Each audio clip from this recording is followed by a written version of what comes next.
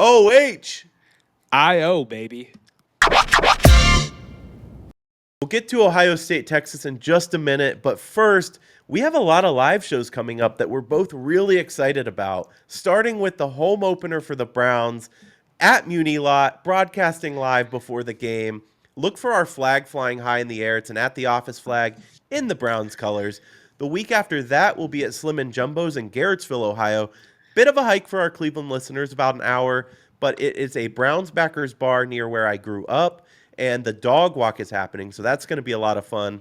And then the week after that, we're back in Muni. We'll be at the Kennel. It's the big orange and brown bus right at the entrance of Muni Lot. We're going to be broadcasting live from there, and again, walking around, doing a little trivia, maybe a little giveaway. Speaking of giveaways, we have one coming up. Noah, tell us about that. We are giving away a Browns jersey to commemorate the start of the NFL season. Any player you want, we will get you the jersey. All you have to do is subscribe here on YouTube, leave a comment on any of our recent videos, and you will be entered to win a Browns jersey of your choice and your size here from At the Office. Yeah, so excited about that. So make sure that you do that, leave that comment, and get a jersey. Maybe Shador, maybe somebody else. I don't know. Perfect timing, baby. Our Ohio State Buckeyes take on the Texas Longhorns Saturday. This is maybe the most premier matchup for the first week of college football that I can remember. Number 3 team versus a number 1 team. I want to get into it. Let's start with the betting lines, though, because Ohio State's slightly favored here. When I say slightly, I mean 2.5 points. It's nothing, right? Over under 47.5. And then I put a few fun ones. These are courtesy of FanDuel, but a few fun ones here. 4+ touchdowns to be scored in each half, plus 500 odds. Both teams to score in every quarter, plus 850. I actually think that's a great bet. And each team to score 1+ touchdown in each quarter, plus 5,000. I'm thinking of putting a few bucks on some of these. What do you think, Noah? Yeah, I'm in favor of Ohio State. Obviously, if you couldn't tell by my attire, I think Right. that they are still the team to beat until they aren't the team to beat. We will see though. The biggest highlight to me, the biggest thing to focus on for me is the quarterback position, and not just on the Ohio State side, but both sides. We're talking about Arch Manning's debut as the starting quarterback of Texas. We are talking about Julian Sayin's debut as the starting quarterback for the Ohio State Buckeyes. There is a lot of storylines just at the biggest position, not in just football, but of all of sports for this game, that it really makes it a head scratcher. You think with the blue chip nature of the Ohio State Buckeyes, they're going to be fine, but you always have an uncertainty when it's a new quarterback stepping up into a role. You could say the same thing about Texas. He's a Manning. He's going to dominate. He's going to look good, but we just don't know yet. And I think if you are a football fan and you are not excited about this matchup, whether you hate Texas, whether you hate Ohio State, just to see what these two top tier programs really have and are really made of in week 1, whew, whew. Well, let's break it down because I actually don't think that the battle here is Sayin versus Manning. And I know that sounds crazy, but I think it's everybody surrounding them that's going to make the difference here. We know what Arch Manning is, right? He started a couple games, I think 2. He has played in 12. He had about 1,000 yards, 9 touchdowns, 2 interceptions, 179 QB rating. He's been solid from what we've seen of him. I think he's a little overhyped because of his last name. They keep talking about him being the next whoever, and I haven't seen enough to say that. He looks like a solid quarterback. Julian Sayin, on the other hand, obviously very limited experience in real time in games, but there is something to be said of a guy that redshirted and has been around the program. It might be his first start for the Buckeyes, but that doesn't mean he completely lacks experience. Going through the reps for 2 years now, being there for more than 2 years, actually. I think he came in January when he decided to transfer Yeah. and come to Ohio State. That says a lot, and being around this program, I mean, that's not nothing. There's experience here, obviously. I think he's going to light it up, but I think it's other positions that are going to help him and help this team win. Well, then tell me about it. What other positions? Because I know there's a guy on your list that you've been really excited about. to see play in this season for the Ohio State Buckeyes. Yeah, definitely. My X factor for this game is Max Clare. And some Buckeye fans might be saying, who? Because he wasn't a Buckeye last year. He was a Purdue Boilermaker. He's a tight end, though, that caught nearly 700 yards at Purdue last year. I want to Yeah, emphasize that because that's not it's a good Purdue. football program. Exactly. And he was basically their number one guy at tight end. And he's come in, and the things that he said, I really like too, talking about he'll do whatever he needs to do. Like, he doesn't need to be overly targeted. Obviously, a guy that's coming in from the number one receiver spot to arguably 3 or 4. I know it's a different position. Uh, it and getting targets taken away can be worrisome, but he's not worried about that at all. He just wants to win. And I'm telling you, you're going to see heavy presence from him in this game. Just a reminder, real quick, Jeremiah Smith had 1 catch for 3 yards against Texas in the playoff. Love Jeremiah Smith. He is, without a doubt, the best player in college football, period. I don't care what side of the ball you're talking about, but Texas smothered him. He's excited to get going, but my point is guys like Max Clare could be getting open, could be in those soft spots of the defense. And you're talking about something I'm looking at too. I know the quarterback's the highlight, and that's how I led into us digging in a little bit deeper here with this matchup between the Buckeyes and the Longhorns. But the defense of Texas is one to look at, especially when you're talking about the O line of Ohio State, a new quarterback, blase, blase, blah. There's What about, hold two. on, what about the O line? Because they have a pretty solid O line. Yeah, but you're talking about adding in some new pieces. Again, this always goes back to the fact that we lost so many pieces last year. And that's 22, where I my think. head 22, yeah. To me though, this Texas defense is going to be one that's tough. You're talking about two great edge rushers in Ethan Burke, Colin Simmons. That could be something to look at as well. How often do you think they're going to get to Sayin? I'm going to say not very much. I think he's getting the ball out quick in this game. I think that the best thing offensively, this is true for any young new quarterback in any system, is to have easy timing routes put together so he can 1, 2, 3, read the first read, read the second read, get the ball out type deal. So yes, I agree with you. It is going to be quick, take the snap, throw it down the field, or throw it to the check down, basically. So yes, I do agree with you. Here's what's interesting, though. Texas, like I said, neutralized the best player on the field last year in one Jeremiah Smith. Obviously, we went on to win that game. So, how do we get Jeremiah Smith more involved? My thought would be that you add a lot more motion, you add a lot more crossing routes, but now we're getting a little trickier in play calling with a fresh rookie quarterback. How does that stack up? The position we haven't even talked about, too, is running back. We have new guys that obviously two have exited to the NFL. What's that going to look like? If you can't get the running game going, that's a big part of winning a football game. Right. I'll be curious to see how they incorporate Jeremiah Smith into this game. When you're talking about, I know Julian Sayin's a 5-star and he has Yeah. great pedigree in terms of looking good. I mean, he was going to Alabama and then left and came here. He went to two blue chip programs. Yeah. But you still want to build the kid's confidence. And I know that's going to be hard to do in such a pivotal matchup that is in week one. So I will be curious. I don't have an answer to see what they'll be doing, how many crossing routes, how much motion they'll be playing to really get Jeremiah Smith open, or how vanilla this offense is truly going to be. Staying on offense for just a second, give me the first play for Ohio State because I think it's going to be a wide receiver screen, I think it's passing going to be play, some sort of play action. play action. Take a deep shot on Take a deep shot literally right first away and and 10. just big balls. We are the national championship champion Ohio State Buckeyes. That's what I would do. Speaking of big balls, I want to touch on this just for a second, and I'm talking about Ryan Day. That playoff run, and obviously culminating in the national championship, I feel like, and please tell me if you feel differently, I feel like this has unlocked a new Ryan Day. The same guy that has lost to Michigan 3 years in a row now. Three, right? Not four. Yeah, three. Or no, it's 4. I'm pretty Is it sure it's four? 4. Yeah, They ducked us in 20. Yeah, it is four. Jesus. yeah. My point is, though, as I get some bile in my throat now. My point is that I think he's turned a corner. I don't think we will see, and it was only those big games that he got a little tight and he kept calling the same thing over and over. I think that Ryan Day's gone.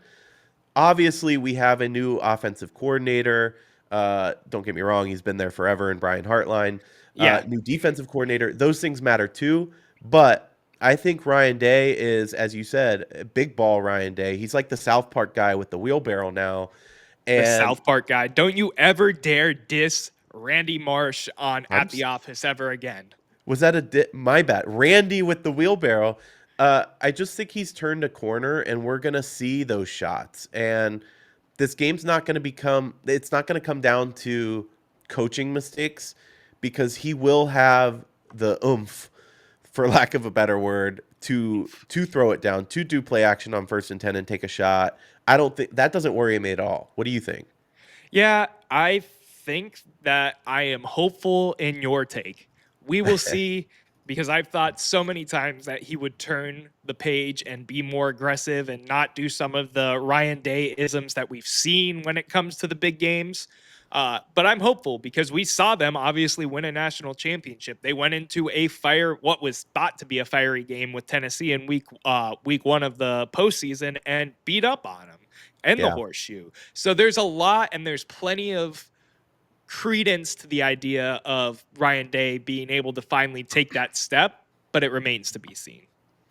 Let's talk just real quick about the running backs for Ohio State. James Peoples and C.J. Donaldson Jr. Are gonna get all of the carries. I don't expect to see Bo Jackson at all. I do think we'll see him this year though, um, in a limited capacity. All indicators are that we're gonna have two really great backs once again. I'm not saying this is a Travion. I'm not saying it's that same pair. Expect different things. But Peoples is likened to Dobbins as an example. Donaldson's a big physical back. He's that West Virginia transfer.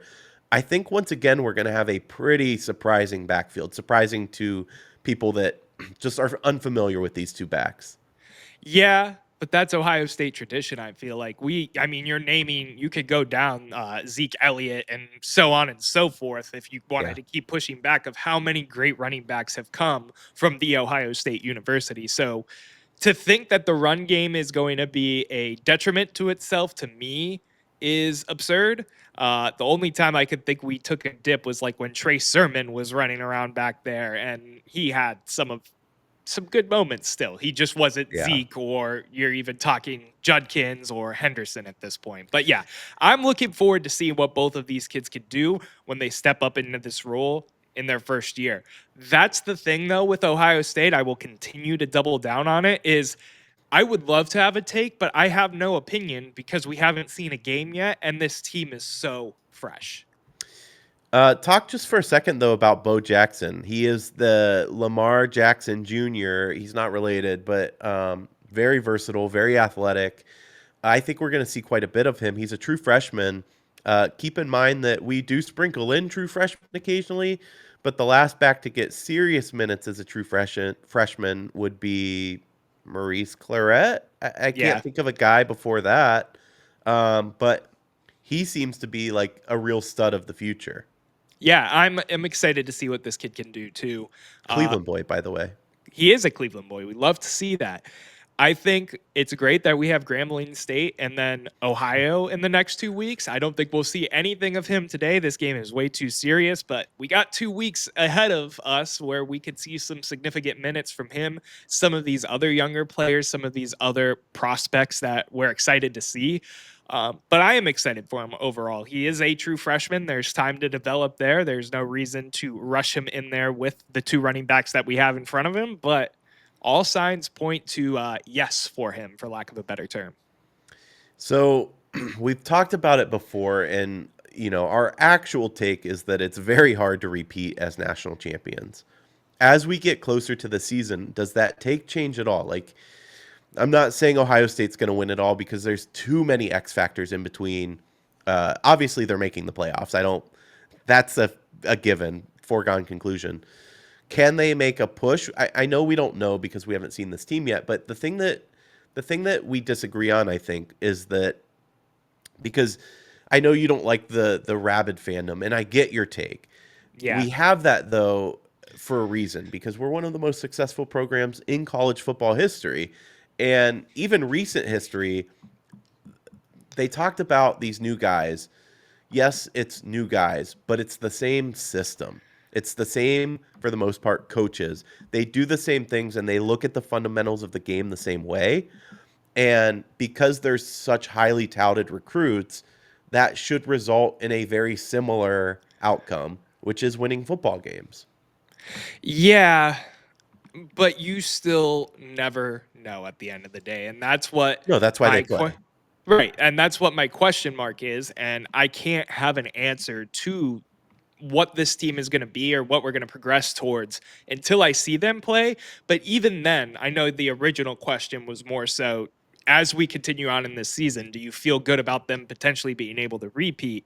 The answer is still relatively no because of the expanded playoff format and just how volatile it can be.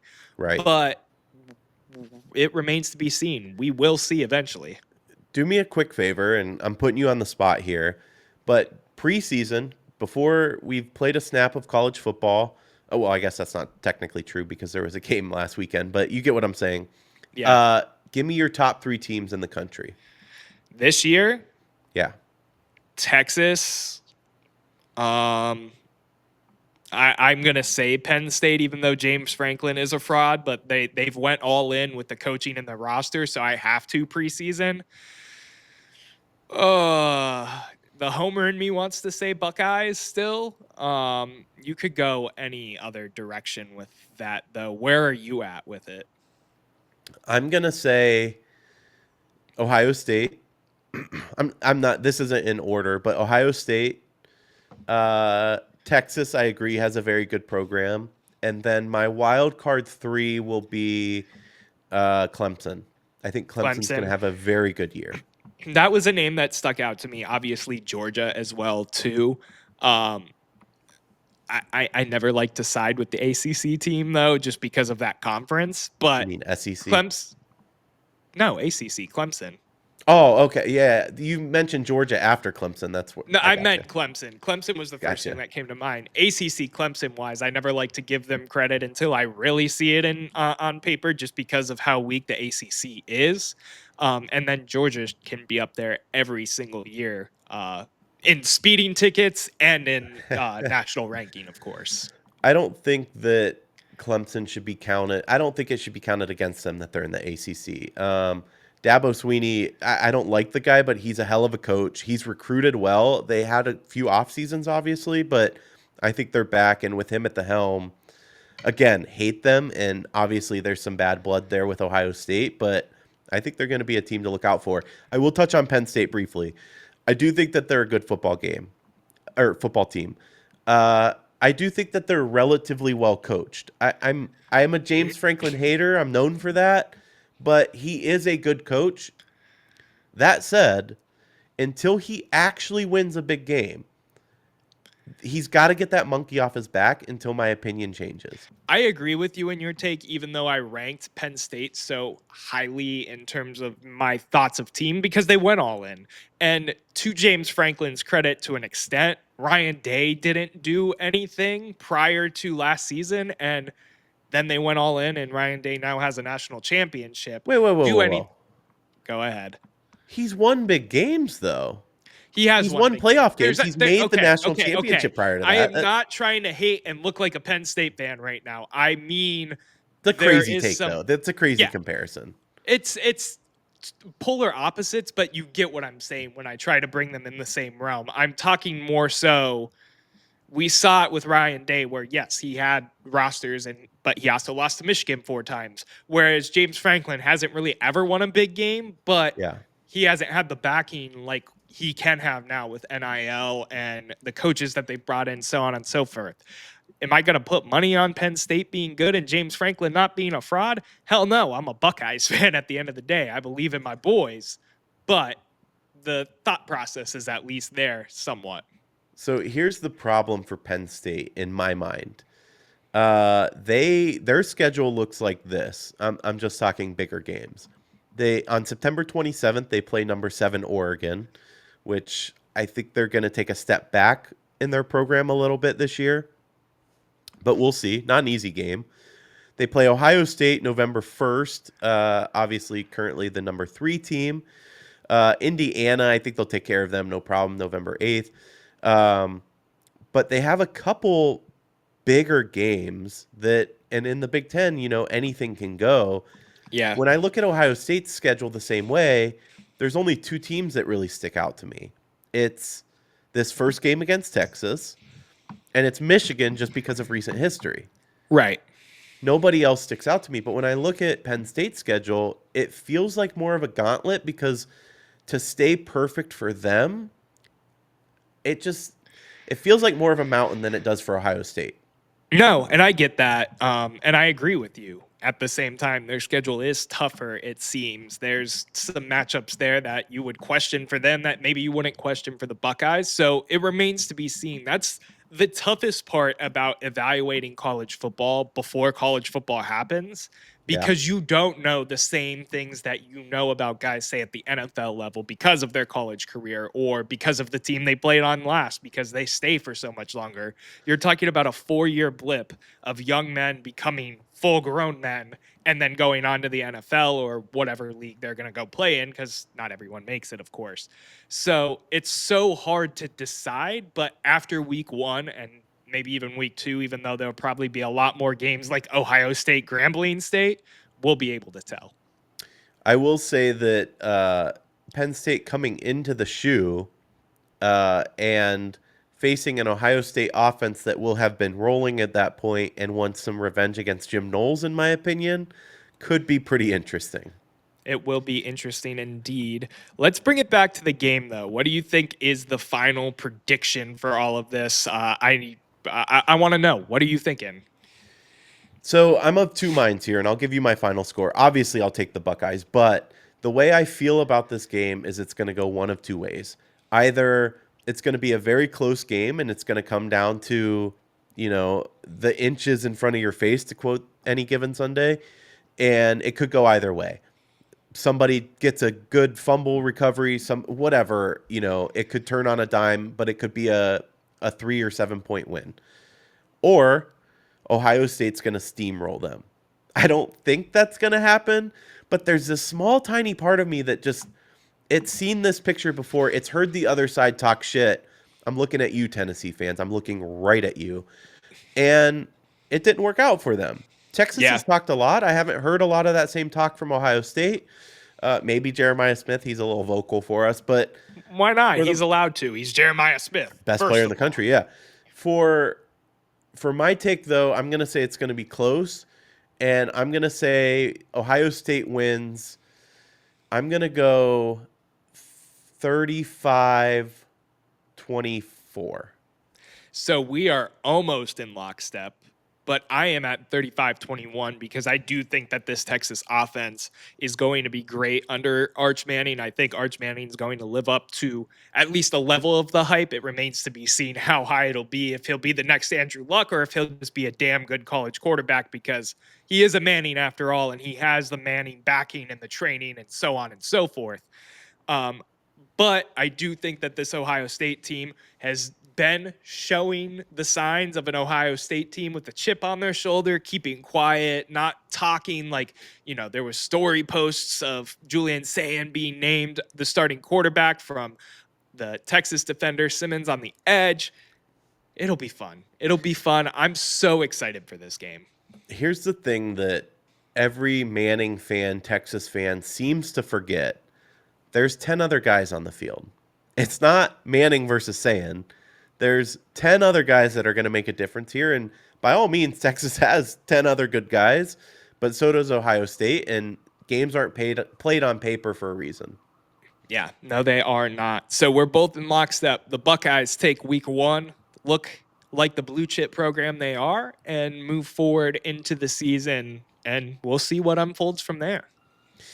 The only other thing I'll say that if they do end up losing, I hope they use it as a Michigan moment like last year, and they just steamroll the rest of the way, meet Texas back in the playoffs or the Natty, and win that one. that would be absolutely amazing. And of course, I'm all the way here for it. All right. Thank you for joining us at the office. The debate never ends, but the show does for now. We'll see you next time.